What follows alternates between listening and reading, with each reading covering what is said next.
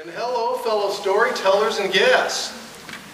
Hello. We had a fun storytelling event. Let's try that again. Hello, fellow storytellers and guests. All right, much better. Thank you very much. Well, my name is Ron Turrentine, and as Grant said, I've come all the way from Nashville to tell you a story that I like to call No Ordinary Dog. And by the way, how many of you are dog owners?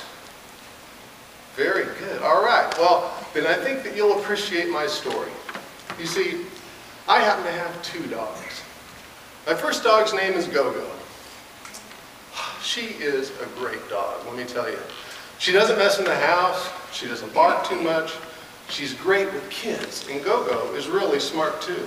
As a matter of fact, she knows the words treat, outside, help, and unfortunately she knows the word bath too. Now my other dog, Buddy, different story. He's a happy dog, but simple-minded. He's been known to bark at his own shadow and anything else that he finds threatening, which is just about everything. Squirrels, oh my God, squirrels taunt Buddy mercilessly, and he whines all of the time. You know, if I thought that it would do Buddy any good, I'd probably take him to see one of those doggy psychiatrists I've heard about. Well, Mr. MC, fellow storytellers and guests, while Buddy may be below par in the wits department, I think that you'll find that Go-Go is no ordinary dog. As a matter of fact, she's smarter than I ever could have possibly imagined. You see, not too long ago, while my wife was out of town, I was home alone one night getting ready for bed. I was in the bathroom, brushing my teeth, when suddenly I heard a strange voice behind me. Startled, I turned around to look, but nobody was there.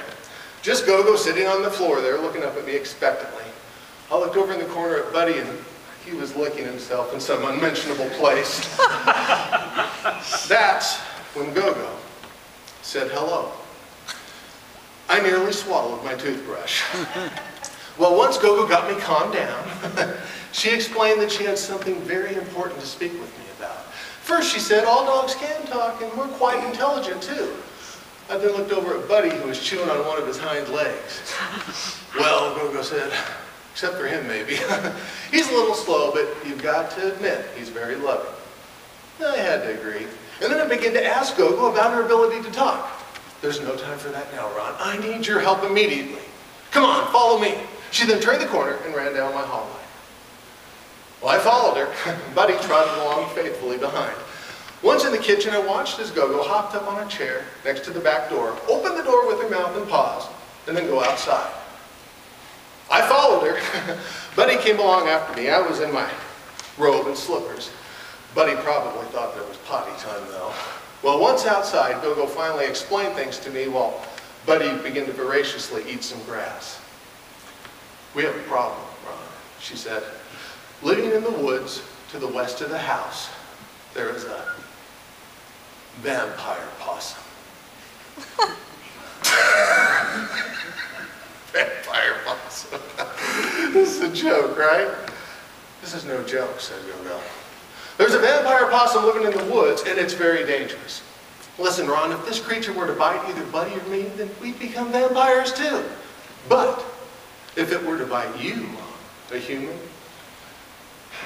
then you would die. Okay, I said, and as I pondered that thought, I watched Go-Go duck under my back deck and return a moment later with a wooden stake in her mouth. She then trotted next to my side, stood in her hind legs, and took the stake between her paws. All right, listen up, here's the plan. I'm going to hide here behind this holly bush, said Go-Go. I need for you to go down into the woods to the fallen tree and wait. Once you hear a hissing sound, that'll be the vampire possum. I want you to run back here as quickly as you can. When you pass the holly bush, I'll pounce on the creature and drive this stake into its heart. Right, I said. I then stood back and looked at my little dog. She looked so cute standing there with that stake between her paws. I then looked over at Buddy, and he was puking up grass by my garage door. Don't mind him, said Go-Go. He'll be no help. Now, let's get to it. She then hopped behind the holly bush and lied in wait. Well, while Buddy began to play with a toad by my back steps, I reluctantly made my way down into the woods. It was dark. It was cold. And let's face it, I was scared. I was wielding my toothbrush like it was some sort of magical sword that could protect me from, well, from vampire possums. And let me tell you, when I got next to that fallen tree, I immediately heard that hissing sound. And without any doubt in my mind that my talking dog could possibly be wrong, I turned and ran out of those woods as fast as my house slippers could carry me. When I passed the holly bush, Buddy looked up from the toad and began barking furiously. And that, my friends, is when Go-Go pounced. My dog was a thing of beauty, let me tell you. But that vampire possum, it was pure evil. It had bright red beady eyes, long fangs and sharp claws. When it saw Go-Go coming, it turned and hissed. Then Go-Go landed on it, and they began to battle, tumbling over and over in the grass. The creature's fangs were gleaming in the moonlight, and it was snapping fiercely at Go-Go's neck. Buddy was barking like a dog possessed, and I was holding onto my toothbrush in terror. And then I watched as Go-Go pressed the beast into the ground and lift the stake.